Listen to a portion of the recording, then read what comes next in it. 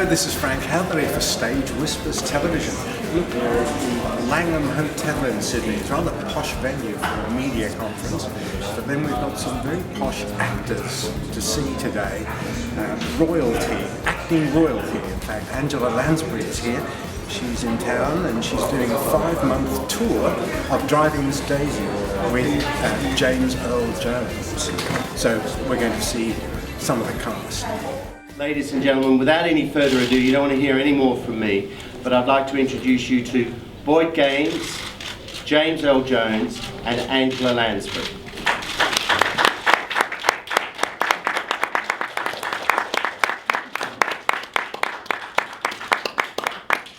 Yes.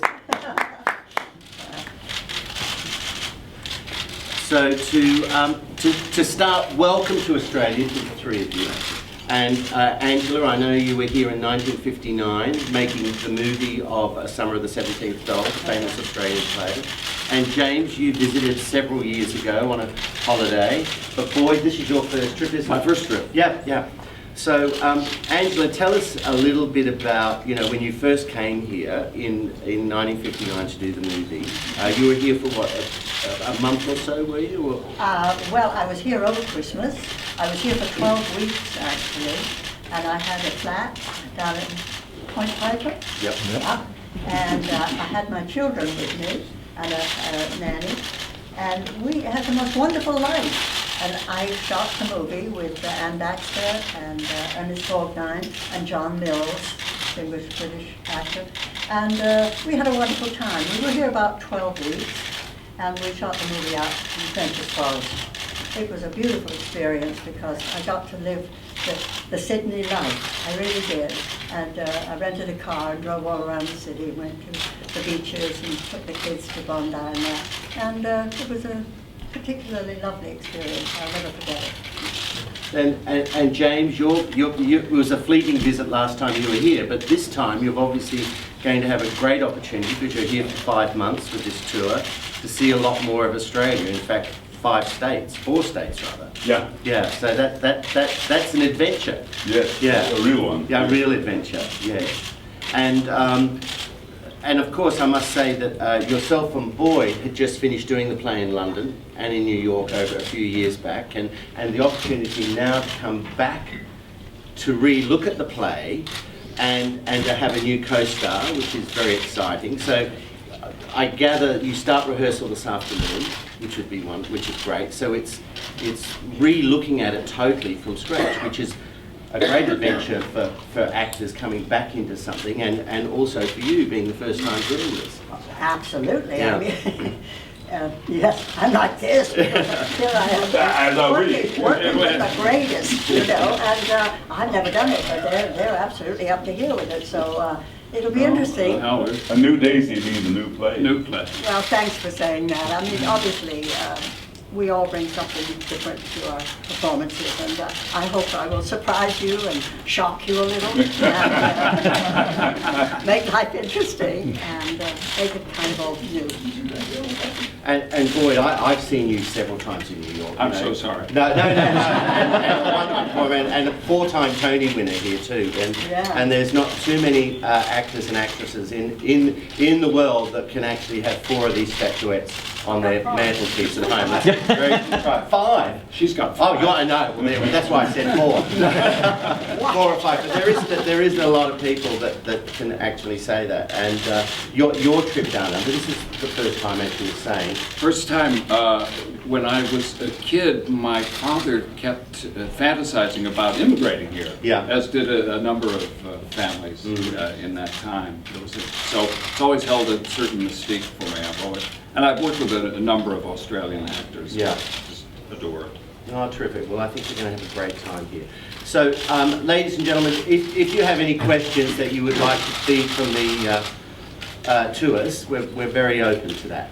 Any questions? Australian audiences will mostly know the story from the film. How different is the stage play to the film? What can they expect in the way of difference? The play came first and ran for a couple of years in New York, off-Broadway. The before it gets made into a movie. The movie is very faithful. There are a couple of things that have been added and expanded. Off-stage characters now become on-stage characters. So it's just a three-person play. And the great thing about the play is how well focused it is on this relationship. It doesn't vary out. It's very, very compressed and quite poetical in that way. I would say, I would agree with you. I saw the original play also, and it just struck me at the time how complete it was. The relationship between the three people, you talk about the other people, but you never see them. But the fact is that these three are constantly with one another, and we grow together through the play. And the unfolding of a relationship is so interesting and touching and extraordinary. I'm here because of the film, actually, because when I saw Morgan Freeman do it, excuse me, Morgan and I are both from Mississippi, which is one of our most southern and disadvantaged states in the U.S., and which is worse off than Georgia was at the time that this play happened. But when I saw Morgan do the role, I said, I know that man, and I'd like to play that man someday. And that's really why I'm here. But I think those of you who have seen the movie, which is a great film, I think, will come to sit in this theater and find quite a different experience, because you don't have the assistance of what they call the opened up world that film gives you. This is a very domestic, closed world. You get to see the world of Atlanta through the characters, actually, and that brings you into a sharper focus. And we can always tell when the audience is hooked into the story and that you're with us. That's when the play starts to move with its own energy in a way. That's very, very true. Hi, Angela. I spoke to James about this the other day, but I mean, at 81 and 87, I think respectively, you're two great actors and indeed two great voices of your generation. I just wonder, at that vintage, how a play like this, how you prepare for a play like this, and indeed how you do it. It's called acting.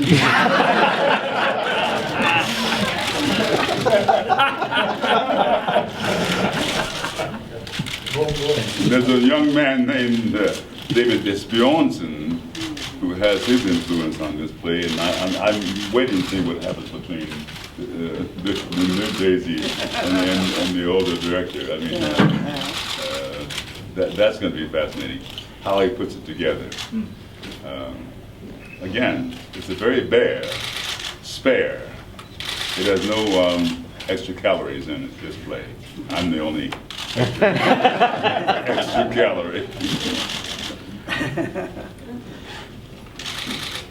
Any other questions?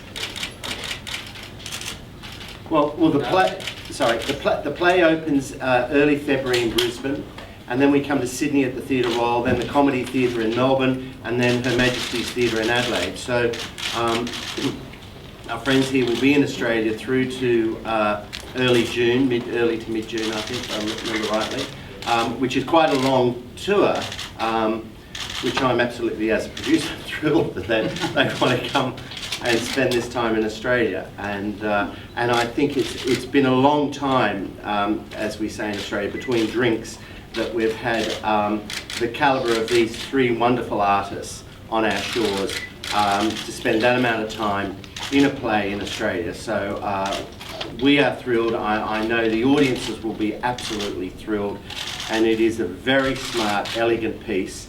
And of course, this is really the first time this play has been performed in a big commercial theatre in Australia. So there have been small amateur productions and smaller productions that have toured, but nothing of this size or calibre. So in a way, come early February in Brisbane and then here in Sydney, it's going to be the theatrical event of the social calendar, I believe. So thank you very much, and if there's any other questions.